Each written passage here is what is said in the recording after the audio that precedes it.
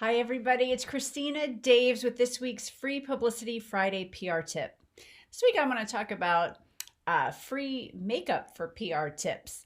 It's really important that when you do video interviews or television interviews live, that you know how to apply good makeup.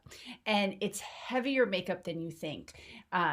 One of my makeup artists who taught me how to do it said, put it on and then put it on even heavier because of the lights, it just really washes you out.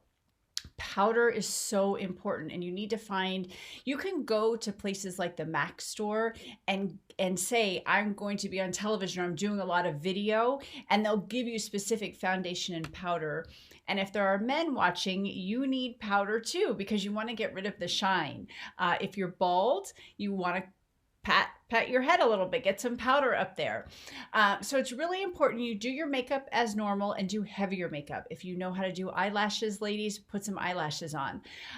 Put more blush than you'd ever think you would, a darker lipstick, heavier eye makeup, because you really want to stand out when you're on camera. So that is this week's PR tip. If you like this and you'd like to learn more, please join our PR challenge at yourprchallenge.com.